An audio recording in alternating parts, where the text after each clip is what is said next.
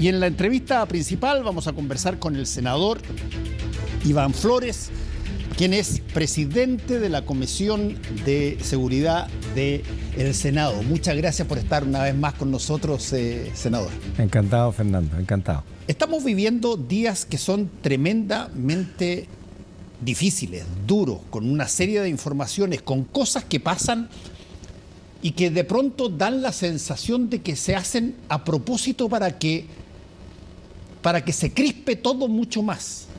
Por ejemplo, matar a 3 carabineros. Además, hacerlo en el Día del Carabinero es no solamente una provocación, es casi como si se quisiera que pasara algo muy brutal, una suerte de encono contra la institución o una suerte de utilización de la institución para que se crispe la situación política. ¿Cómo están viendo eso ustedes? En primer lugar, creo que la hazaña con que se ha cometido este crimen y lo que estamos sabiendo, independientemente de que la investigación siga siendo secreta, pero lo que ya se sabe y es público, de que no hubo primero un enfrentamiento, segundo, no fue solamente en el lugar donde los encontraron quemados a los cuerpos, sino que aparentemente por alguna razón los hicieron bajar, los asesinaron, y antes de eso, al parecer, los dejaron desprovistos su elemento de protección, porque hay balas en el pecho, balas en la cabeza, y cualquier carabinero que esté en la macrozona tiene una vestimenta adecuada que de verdad los protege frente a ataques con armas de fuego. Pero después los dejan sobre la camioneta, los trasladan aparentemente a otro lugar y allí los queman. O sea, no solamente la organización para emboscar, sino que además la hazaña con que pudieron haberlos asesinado o torturado, o incluso hay algunas personas o rumores más bien, porque hay que ser responsable de lo que uno dice, que pudieron haber sido algunos quemados vivos. O sea, todo esto, Fernando, que debe ser extremadamente doloroso para un familiar o para gente que los conoció, saber el grado de violencia y de ensañamiento que ocurrió en ese asesinato, creo que ha colocado al país en una respuesta de rabia y de impotencia que hoy día hace que personas justifiquen cualquier medida. Desde el retorno a la pena de muerte, pedir el estado de sitio, que la verdad, Fernando, y aquí uno tiene que ser del todo responsable. Yo no digo que los que lo piden sean irresponsables, yo digo que hay que actuar con el corazón bien puesto, y el corazón con la sangre caliente pero con la cabeza fría. El estado de sitio no es muy diferente al estado de excepción por emergencia como está hoy día. La única diferencia es que si se puede arrestar a una persona en un lugar fuera de los lugares tradicionales. El resto es exactamente igual. Por esa razón, ni la policía ni las Fuerzas Armadas han pedido subir a ese escalón, ¿no? Los otros 2 estados, que son el estado de asamblea en caso de guerra externa, no procede, y el otro estado de catástrofe tampoco, por lo tanto se mueve entre el sitio y la emergencia. No es el punto. El punto está en que, como no hay una respuesta a la violencia de la macrozona, ni al crimen organizado que sea contundente e inmediata, porque la vía legislativa es necesaria, y hemos estado legislando en eso. Hemos batido récord en legislación, tipificando delitos que no se conocían, el de sicariato, el del secuestro tal como estaba antes y como está ahora en una ley mucho más robusta. Cómo se ha trabajado con los proyectos de ley para darle atribuciones a los policías, como la ley Naín Retamal, tan discutida, incluso tan resistida, ¿no? Porque algunas autoridades dijeron esto va a ser la ley del gatillo loco. No, pues. Si es para poder darle tranquilidad y un poco más de certeza para que las policías puedan actuar sin terminar en los tribunales civiles, porque la justicia militar no los puede defender. Ahora sí, ahí, senador, uno de pronto dice, no puede estar en la cabeza de los criminales, pero uno pronto dice, a ver, no pueden haber ignorado que esto se hizo el Día del Carabinero. No pueden haber ignorado de que el país está lo suficientemente crispado ya como para que una situación de este tipo prenda todo de nuevo. Por lo tanto, la única lógica, creo yo, es que aún con esa variable, se quería hacerlo. Se les emboscó, se les mató y lo hacen públicamente. Por lo tanto, la pregunta es, a ver, ¿cómo se puede entender porque yo podría entender de que hubiese un conflicto cuando paran a un auto y sacan pistolas y qué sé yo, ok. Pero acá no, acá fue una cosa total y absolutamente sangre fría, pero consumada y yendo a buscar, sabiendo que probablemente iba a pasar todo la situación, pero absolutamente brutal que generó este asesinato. Ojalá que podamos llegar a la verdad cuanto antes, Fernando, porque eso va a despejar mucho de las elucubraciones que hay hoy día. El hecho real es que hay 3 carabineros brutalmente asesinados porque no fue en un enfrentamiento donde un tiro les quitó la vida. Aquí hubo un proceso que pudo haber sido muy doloroso, muy tortuoso para ellos, ¿no? Lo que hay que tratar de averiguar, ¿qué es lo que está pasando aquí? O sea, cuando decíamos hace unos días atrás en un encuentro con expertos y universidades que tenemos un problema de origen como sociedad chilena, en que la tranca del pasado, particularmente los que nos pasó en dictadura con los aparatos represivos que estaban ligados a inteligencia militar y también la policial, que permitió secuestros, asesinatos, ocultamientos y ese tipo de cosas, los gobiernos democráticos nunca quisieron dar el paso y decir, ok, lo que pasó para atrás tendrá que investigarse, habrá que buscar justicia, habría que buscar reparación. Pero de aquí para adelante necesitamos un sistema de inteligencia que permita defender la democracia, que permita defender el Estado de Derecho y no dar espacio a que ni la delincuencia ni otro tipo de actos criminales puedan asentarse en Chile. Bueno, pasó que mantuvimos desmantelada la Agencia Nacional de Inteligencia. No tenemos, escuchaba ayer la entrevista de ustedes en Tolerancia Cero, y el fiscal reconocía, el fiscal nacional Valencia decía, yo recibí la fiscalía sin números, sin cifras, con un banco unificado de datos que 16 años después todavía no permite ingresar directamente la información de una policía para compartirla con la otra policía. Exacto. Y que todo esto lo tome inteligencia por otro lado y la fiscalía pueda actuar en consecuencia. Compartimento estanco aparte. Todo compartimentalizado y eso es algo que tiene que parar. Lo hemos estado nosotros diciendo, lo hemos conversado con el Ejecutivo, con el Gobierno, desde la Comisión de Seguridad, es decir, ¿en qué momento, primero, nos juntamos como país para tomar una decisión que es una decisión súper fuerte y probablemente tengan medidas que incomoden a la ciudadanía, pero hay que hacerlo? Por ejemplo... ¿Qué cosas, por ejemplo? Por ejemplo, he estado ya un par de veces reunido con el director de Migraciones. Hay 2 millones de migrantes en Chile. 1.500.000, más o menos 600.000, que tienen un documento para poder trabajar, para poder vivir, para poder tener beneficio y para poder aportar en Chile. Hay cerca de 280.000 que no teniendo papeles porque llegaron después, pero les permitieron empadronarse. O sea, este soy yo, aquí vivo y hay un documento que permite registrar su huella, permite registrar su logaritmo facial, permite identificarlo. Pero hay una cifra negra que no conocemos, que según Migración pueden ser entre 100 y 150.000, hay otros que apuestan que puede ser 300.000 de inmigrantes que no quisieron empadronarse o llegaron tarde. Por esa razón yo les estoy proponiendo al gobierno que se abra un nuevo proceso de empadronamiento, para el que quiera, voluntario, pero acompañado de un control de identidad que permita, así como lo que pasó en la Vega Central, donde se dice, de aquí para adelante, todo el que entra con carnet. Sí, el carnet de identidad es complicado, porque el que tiene el papelito del empadronamiento, no. Todo aquel que pueda identificarse con algún documento puede circular. Nosotros ahora, en la Comisión de Seguridad, estamos procesando un proyecto que es del Coteo Sandón, que tiene que ver con la exigencia de un documento de identificación en el transporte público interprovincial, en los buses que van de una ciudad a otra, así como se hacen los aviones o se hacen las embarcaciones. ¿Por qué? Porque necesitamos saber quiénes circulan, pues.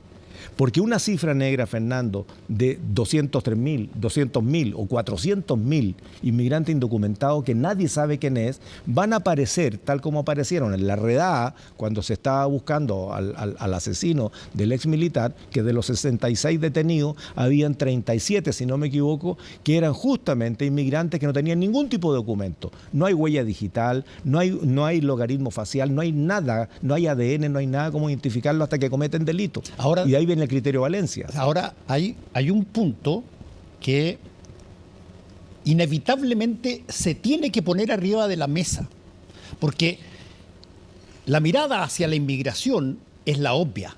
Sí. Esa es una ola nueva que acaba de llegar y que eventualmente, como tú mismo dices, tiene una cifra negra de gente que no. Pero hay que averiguar también y investigar. ¿Y qué pasa si es que no son inmigrantes? ¿Qué pasa si son chilenos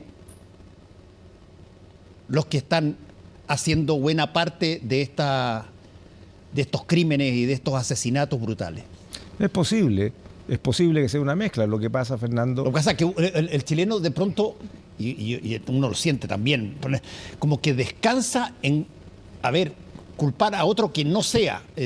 Pero ojo, nosotros ya vimos lo que los chilenos podemos ser capaces de hacer en situaciones brutales. Sí. Y por lo tanto, yo creo que hay que investigar, por cierto, a todo el mundo y sobre todo al que no está identificado de inmigración, y creo que hay que investigar los grupos chilenos de drogas y de todas las otras cosas. Lo que pasa es que hemos venido transitando, y esto tal vez la última década, de Chile, un país de tránsito de droga proveniente de los países vecinos, utilizando nuestro litoral y de ahí despachándola para otros lados, a un país que es destino de consumo, y ahí tenemos un problemazo enorme que significa la asistencia para esa persona que cae en el consumo de droga, que en Chile no existe. Todo el tratamiento, lo que significa recuperar la salud mental de una persona que cayó en la droga, en Chile prácticamente no existe. Los pabellones psiquiátricos son extremadamente reducidos y básicamente están ocupados por las derivaciones que hace Gendarmería. Pero si uno tiene un pariente que ha caído en la droga, un hijo, tienes que mandarlo afuera de Chile si es que tienes plata, y si no te fregaste, ¿cómo lo sacas de ahí? Bueno, todo esto, cuando finalmente empieza a ingresar mayor cantidad de droga, cuando empiezan a operar organizaciones transnacionales en Chile, capturando jóvenes en las poblaciones, pero esos son los soldados chicos, son los que hacen el microtráfico en el minimarket de la esquina, el que vende el papelillo y lo demás. Pero aquí la cabeza, al parecer, está muy ligada a la mafia italiana. La mafia italiana hoy día está reflotando en el mundo y tiene muy preocupada a la Unión Europea. Junto con otros 3 colegas senadores somos parte de la representación chilena del Senado frente a la Unión Europea, que son 27 países. Y uno de los temas que les preocupa hoy día a los 27 países de la Unión Europea es lo que está pasando con las mafias y los contrabandos, y particularmente el narcotráfico a través de sus grandes puertos, particularmente el de Amberes, en Bélgica. ¿Cómo se hacen esos centros de distribución? ¿Cómo las mafias italianas vuelven a recrearse? ¿Cómo mafias que venían de Europa del Este, hoy día las tenemos, no digo actuando en Chile, no, pero han aparecido algunos albaneses ligados con algunos delitos importantes en nuestro país? Ha aparecido parte de la mafia china en nuestro país, la mafia brasilera, que empieza a actuar de una manera insospechada, Fernando. A ver, hay datos que uno no puede responsablemente informar, porque tampoco uno quisiera crear alarma, ¿no? Pero la realidad nuestra es que el crimen organizado lo tenemos en Chile. Lo más probable es que haya entrado junto con esta migración descontrolada. La permeabilidad de la frontera sigue siendo con más control. Hoy día los pasos fronterizos están reforzados, pero tenemos una frontera de varios miles de kilómetros, particularmente en el norte, donde tú, si quieres pasar algo sucio, mira, sesionamos, yo era presidente de la Comisión de Agricultura hace poco, y la gente del SAC nos decía, hemos detectado 420 toneladas de alimentos con plaga. Los sin plaga, eso es otra cosa. Entonces, ¿y por dónde pasan esta gente? Pasan por toda esa frontera. Por lo tanto, es una frontera tan abierta que ha permitido que haya ingresado con camión y carro el crimen organizado. Y el crimen organizado, Fernando, empieza a hacer un par de cosas que son de texto. Primero, cuando clavan la bandera en el territorio, empiezan a hacer sus propios negocios. ¿Cuál es el negocio? Contrabando. El contrabando hoy día, que está repartido por Chile a través del comercio informal, todo eso que se vende en la calle, de alguna parte sale, pues. ¿Cuál es la tienda que le entrega los mismos pantalones, los mismos buzos, las mismas medias, los mismos gorros a miles de vendedores callejeros? ¿De dónde saldrá? Pues son miles, Fernando, en toda la ciudad de Chile. Tenemos ese comercio ilegal repartido y uno dice, pobre gente, tiene que ganarse la vida. Entonces los municipios les permiten y los demás. Pero ahí hay un contrabando que es brutal. La pregunta es, ¿y teníamos a los puertos reforzados como para poder investigar el contrabando? Aparentemente no. O sea, cuando se descubre que el escáner principal no funcionaba y los funcionarios de aduana decían, yo no me atrevo a abrir ese contenedor que viene con cadena de frío porque si me equivoco, rompo la cadena de frío y se pierden 40 toneladas de algo valioso, perecible, fruta, pescado, lo que sea. Por lo tanto, nuestros puertos eran vulnerables, son miles de contenedores que entran todos los días. Hoy día se compraron 5 escáneres que cuestan harta plata, pero necesitamos muchísimo más para poder tener un control en los puertos. La semana pasada aprobamos un proyecto en primer trámite para dotar a la Policía Marítima, que tanta falta hacía y que casi nadie hace referencia a la Policía Marítima, casi nadie hace referencia a la DGAC, la Dirección General de Aeronáutica Civil, que son los que trabajan y fueron los que se enfrentaron con pistolitas chicas frente a armamento de guerra cuando los asaltaron en la zona estéril del aeropuerto Arturo Merino. Aprobamos para poder aumentar en 625 personas más la planta de la Policía Marítima, 125 oficiales y 500 agentes de mar, 125 patrullas nuevas en el litoral.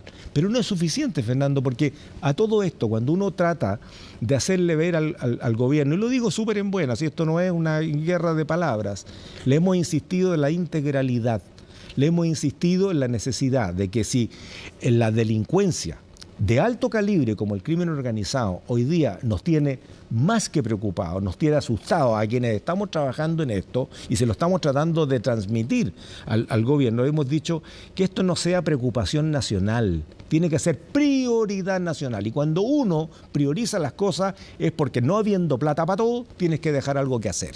Entonces yo pregunto, Fernando, ¿no será posible que con buenas palabras, con claridad, en un idioma simple, por Dios, idioma simple, mira lo que digo, y eso a veces no ocurre, se le explica a la ciudadanía de la comuna tanto, mire, el camino que estaba programado para pavimentar de aquí hasta aquí, que vale 30.000 millones, lo vamos a pavimentar en 2 años más, en 3 años más. Mientras tanto, le vamos a pasar motos, le vamos a compensar con alguna otra cosa. Necesitamos esa plata para colocarla en las policías. Necesitamos esa plata no para pensar en un proyecto de ley para crear un nuevo sistema completo de inteligencia y con una ANI completamente distinta. Y mientras tanto, ¿qué? Hasta que se resuelva el proyecto del mejoramiento del Sistema Nacional de Inteligencia, hasta que finalmente tengamos toda la estructura legal, porque recuérdense, el fiscal nacional estaba feliz con la modificación constitucional para crear una fiscalía suprarregional que rompa un poco la regionalización de la actual de los fiscales y la independencia de los fiscales.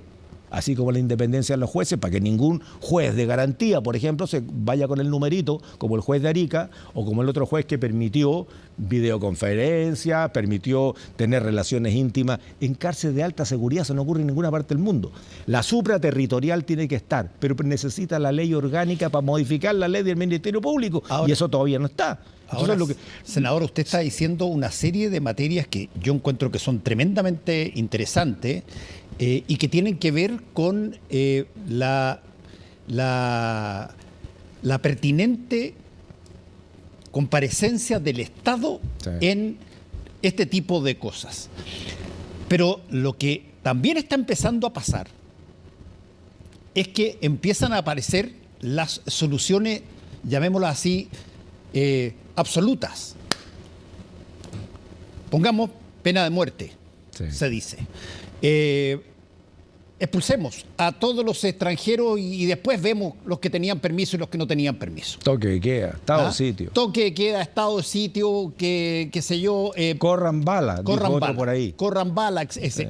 Bueno, ese tipo de cosas ocurren cuando los los tiempos se crispan y la gente se asusta y la gente, como siempre piensa que va a ser víctima y nunca que va a ser parte de los victimarios, bueno, acepta muchas veces este tipo de cosas que pueden terminar en situaciones tremendas. Pero ¿cómo están viendo ustedes ese impulso de ser mucho más drásticos en esto? Mira, bueno, no es función nuestra, lamentablemente. Si yo estuviera en el gobierno y con algo de poder de decisión, tengo bastante claro lo que propondría. ¿Qué propondría? Y lo que propondría, en primer lugar, es que aquí no hay caballos sin dueño que corran solo por un potrero, para que lo hablemos en términos campestres. O sea, no puede haber un ministerio que no esté conversando con el otro, o una institución que, no digo esconder, pero que maneje su información porque es parte de su propia investigación sin compartirla con el otro. La desconfianza entre servicios, la competencia entre servicios. Estoy hablando de las dos policías, sí, para que lo hablemos claro. ¿Te fijas? Ha sido histórico. Ha sido histórico cómo compite la PDI con Carabineros, cómo compite Carabineros con la PDI por el mismo caso o por tener mejor resultado. Cómo las inteligencias policiales no conversan, por lo menos que yo sepa, con la inteligencia militar, que tiene otro principio y tiene otra orientación, pero en una condición como esta, en donde la frontera es permeable, algo tiene que saberse de lo que pasa en las fronteras que sirva de insumo para que las policías que tienen que trabajar con el orden interior del Estado puedan actuar de mejor manera. ¿Cómo hacemos que la ANI sea no transformada, no esperar 6 o 7 años que esté todo para poder... ¿Qué hacemos mañana con la ANI? Y yo sé lo que hay que hacer mañana con la ANI. Tenemos exactamente los mismos funcionarios que hace 24 años. Hace 24 años habían 227 funcionarios, hoy día son 127 y hoy día son 150, los mismos, con una alta participación de analistas. Lo que necesita la ANI es más que eso. Y la ANI está hoy día preparada para poder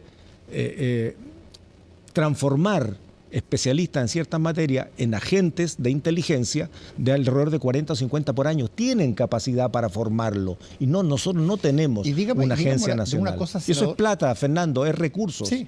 Okay. Recursos a las policías, recursos a la Agencia Nacional de Inteligencia, obligarlos a conversar entre ellos y a un ministerio público. Y aquí, mira, yo no trabajo al Ministerio Público, pero quiero defenderlo a brazo partido. ¿Y por qué te digo esto? Porque cuando se crea el Ministerio Público hace 23 o 24 años, el diseño, de acuerdo a la reforma procesal penal, era de tener una carga, voy a hablar de memoria, puede que me equivoque en alguna cifra, pero en términos generales, era tener una carga de 800 causas por cada fiscal, sí, al año. Esto fue el 99. El 2005 lo que se hace es repensar esto y decir, mire, no, cada fiscal aguanta 1.200 causas y así se conformó el paquete. Por lo tanto, cada tantas causas había que tener tantos fiscales. ¿Qué es lo que ha pasado en los últimos 2 o 3 años? Los crímenes de alta connotación en Chile han subido casi un 200%. Las causas de la comisión de delitos y el número de causas ha hecho que los fiscales hoy día estén con 2.700 causas cada uno al año. ¿Qué crees que pasa cuando tú, siendo fiscal, tienes 2.700 causas encima? Archivas, pues. ¿Qué es lo que archivas? Lo que no es tan relevante ni tan urgente. O sea, la peleita entre vecinos, el otro que le chocó al no sé quién, el archivo. Porque además lo que ocurre es que, más o menos, cifras, cada región es distinta, pero hay regiones como la metropolitana que estuvo archivando el 70% de las causas. O sea, 70% de los casos denunciados terminaban archivados con imputado desconocido. ¿Por qué? Porque no se llegaba a saber quién fue, por lo tanto, archivo. Sí, ¿dónde se tenían que concentrar los fiscales? En lo más sustantivo, porque tienen que dedicarle más tiempo. Entonces, cuando el proyecto que presenta el Ministerio Público a la baja, a la mínima, era de 700 nuevos fiscales, finalmente el Ministerio de Hacienda le dice, no, 205 para ser exacto. Y ya la Fiscalía Nacional dice, chuta, 205 fiscales, bueno, ya, pero ¿cómo los tenemos? En 4 años. Y uno dice, 205 dividido entre 4 serían 51 por año, ¿sí o no? 51 por año. Y el último año serán 52. No, pues. Tengo el cuadrito, lo tengo aquí. No, las causas explotan. Lo tengo aquí, Fernando. ¿Cuánto? Lo que le van a dar al Ministerio Público no son 52 por año en los 4 años. No son los 80 fiscales, 79 para ser exacto, que pedía el Ministerio Público el primer año. El segundo año bajaba 20 y tanto. 17. 17. Con 17 fiscales le vamos a dar la soltura, la solidez al Ministerio Público para que pueda tomar las causas y perseguirla y preocuparse, porque recordemos que pasamos de un sistema inquisitivo en que el juez era el investigador, el que dictaba la pena, la hacía toda. Hoy día es el fiscal el que tiene que probar, ¿te fijas? Y resulta que hoy día, comparativamente, mira, con Europa son en la media de los 27 países son 11 fiscales por cada 100.000 habitantes. España, Italia, Francia tienen 12 fiscales por cada 100.000 habitantes. Ya, tú dices Europa, países ricos. ¿Y Colombia? Tiene 12. Y Perú tiene 12. ¿Y nosotros Ecuador tiene 7. ¿Y nosotros tenemos? 3,6. Somos, junto con Argentina, los países que tenemos la menor cantidad de fiscales por cada 100.000 habitantes y tenemos la mayor carga de causas por fiscal. ¿Así queremos resolver los casos? ¿Así queremos combatir el crimen organizado? ¿Así queremos...? Mira, discúlpame, Fernando. No, dale. Porque hay un tema que es súper relevante. Uno de los 3 elementos por los cuales el crimen organizado se asienta en un país, uno de los 3 es la impunidad. En la medida que no se logre haciendo la investigación a fondo y con la velocidad que se requiere y con la contundencia que se requiere, se genera impunidad. No encontramos al culpable. Por lo tanto, siguen cometiendo delitos. Esa es una de las causas. La otra es reemplazar al Estado, pues. Cuando el Estado no construye la escuelita, cuando el Estado no tiene la asistencia que la gente requiere, el narcotráfico busca la manera de cómo hacerlo. Lo han hecho en todos los países donde el narcotráfico y el crimen organizado a través del narcotráfico se instala. Y la tercera es aprovechar las debilidades institucionales. O sea, cuando tenemos una instancia que persigue los delitos del dinero, como es la UAF, la Unidad de Análisis Financiero, que es de este tamaño, pues. Tienes que darle la contundencia. Cuando no tenemos un sistema de inteligencia de este tamaño, ¿cómo te anticipas, cómo adelantas, cómo adviertes a quien administra el Estado, al gobierno de turno, para decirle cuidado, está pasando tal cosa, ha hecho a través de los análisis, o hemos descubierto tal cosa, o tenemos penetrada tal organización? Sí. Cuando las instituciones son así y no tienen los recursos necesarios, la verdad es que le estamos dando toda la cancha para que se instalen. Eso es lo que nos asusta, déjame hacerte Fernando. la última pregunta, Iván. ¿Existe la sensación, de pronto, que el crimen organizado opera en territorios, opera en lugares, en territorios donde hay alcaldes, donde hay intendentes, donde están representados en el Parlamento por diputados y por senadores? Es decir, de alguna manera, de pronto alguien puede pensar, y no estaría demasiado errado, creo yo, que no es que haya ninguna contumacia para generar toda esta situación, pero eventualmente en los territorios las autoridades debieran tener un mínimo conocimiento de dónde operan, porque los grupos de este tipo y de este calibre y de este calado y así de ruidoso dejan huella.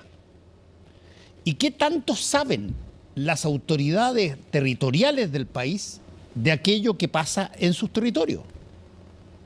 Bueno, la integralidad de la respuesta del Estado, Fernando, no solamente debería agrupar a las instituciones centralizadas como son los mandos de las policías o de las Fuerzas Armadas o del aparato de inteligencia, por desmantelado que esté.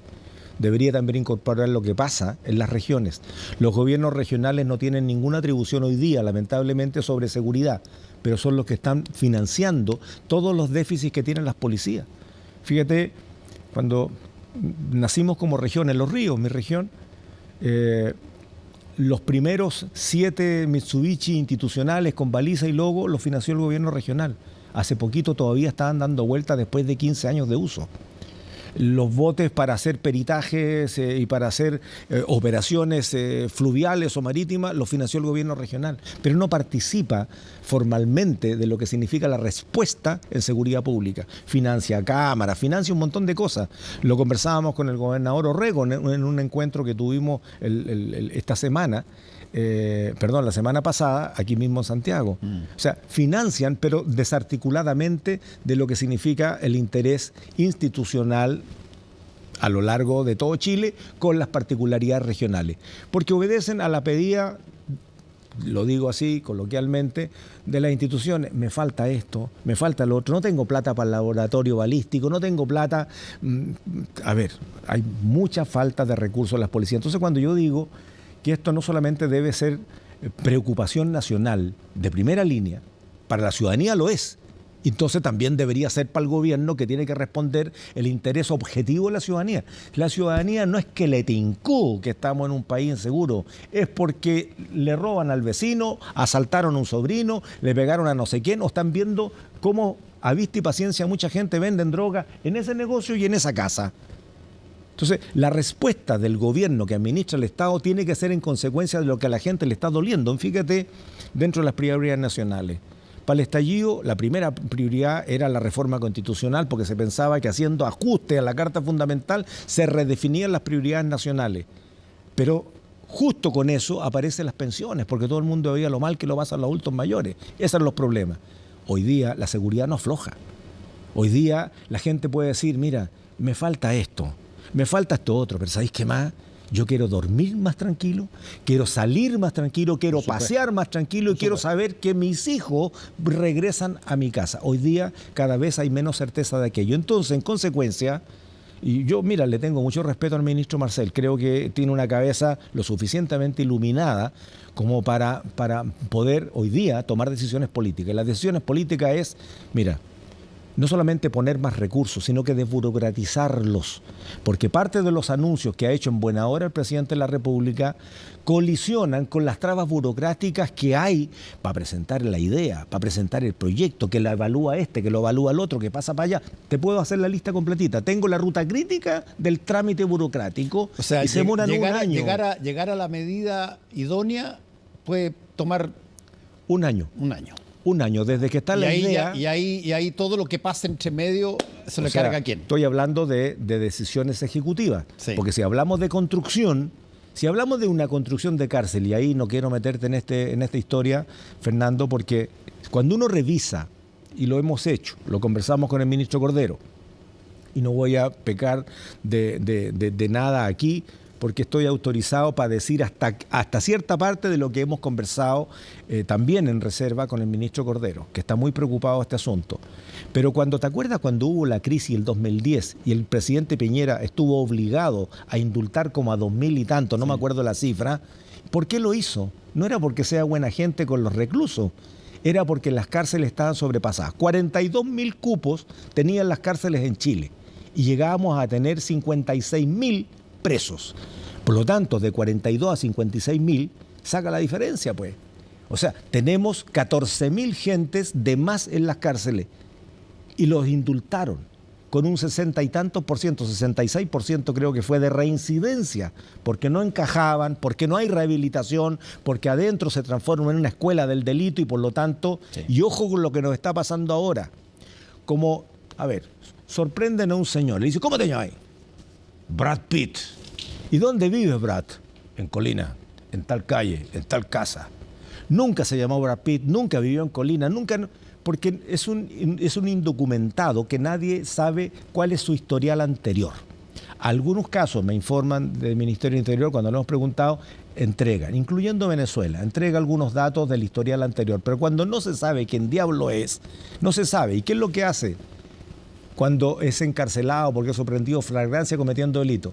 Entra como primerizo, pues. Sí. Entonces entró un doctorado en delito de alto calibre con los primerizos y les enseña.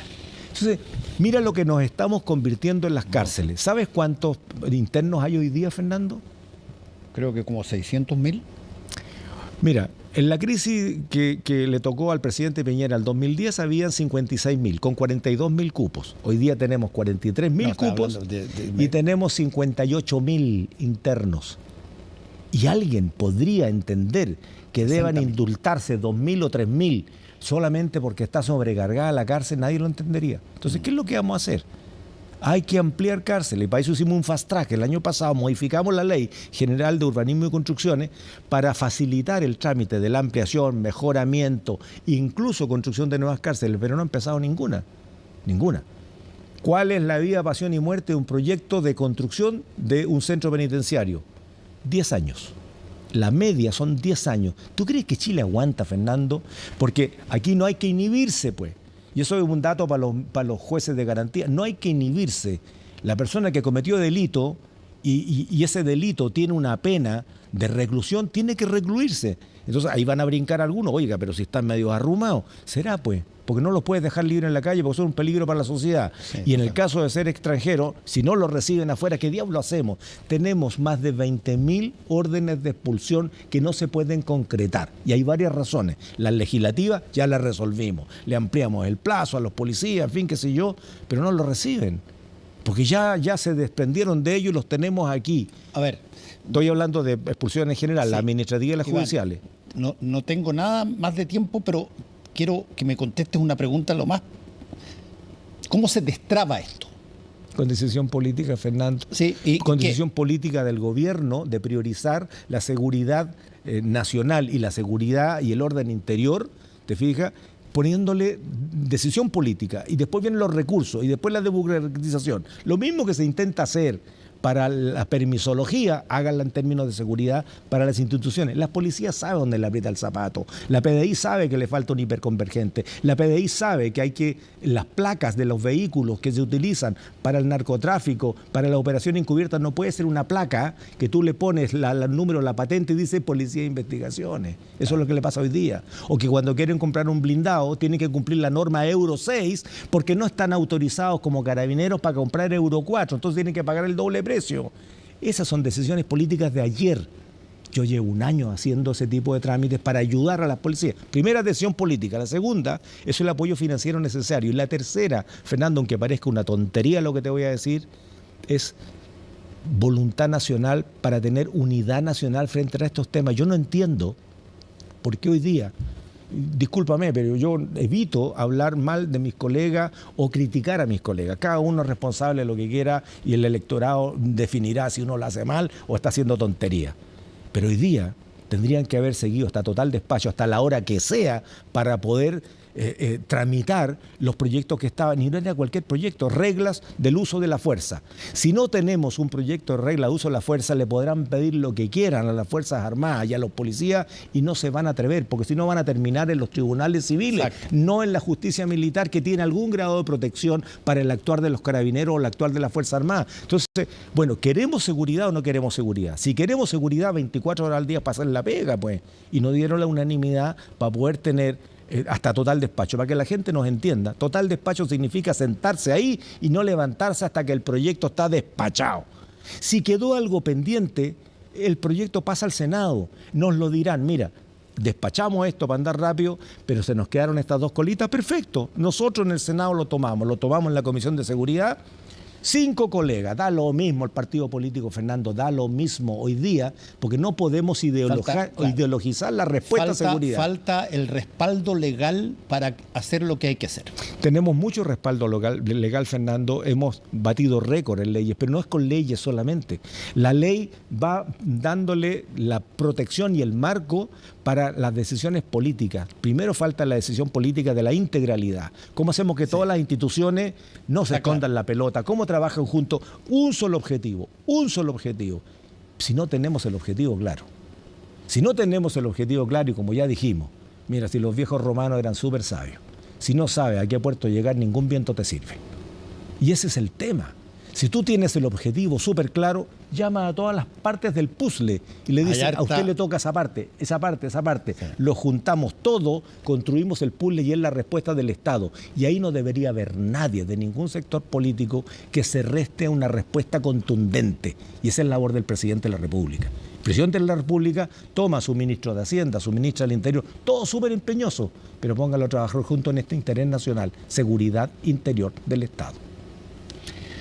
Te quiero agradecer, Iván, por no solamente ser tan directo en la respuesta. Otra manera, Fernando. En la respuesta no, pero creo que es un tema que, aunque eventualmente tiene una serie de visos, porque, claro, de repente hay algunos que pueden tener algún grado de satisfacción porque esto le está costando al gobierno de turno. Y desde ese punto de vista, oye, dejémoslos que lo pasen mal, ¿cachai? Pero hay otros que yo creo que son la gran mayoría que sienten que hay que hacer algo como país y algo sí. En términos políticos, me parece interesante lo que tú planteas, que deje de ser discurso y pase a ser obra. Sí. Y no tanta polarización, Fernando. No tanta polarización. Cuando no hay respuestas claras, la gente con razón se molesta. Y hoy día yo veía algunos programas de televisión y las propuestas son brutales. O sea, ¿cómo vamos a llegar a la pena de muerte cuando es cuestión de saber que, de acuerdo al pacto de Costa Rica, cuando tú llegas a abolir la pena de muerte, no puedes regresar a la pena de muerte? Si es del ABC, es del ABC. Entonces, empezar a proponer esas soluciones, sí, a alguien le va a hacer sentido, mátenlo a todos estos gallos, en fin, porque estoy hasta aquí, estoy desesperado. Pero la cabeza fría, apuntemos a donde la solución es estructural e inmediata, y se puede. Se pueden hacer respuestas escolares. Nosotros estamos absolutamente disponibles 24 horas y de verdad, no hasta la hora que ya me cansé, me dio tuto. No, 24 horas. Iván, muchas gracias una vez más por haber estado acá.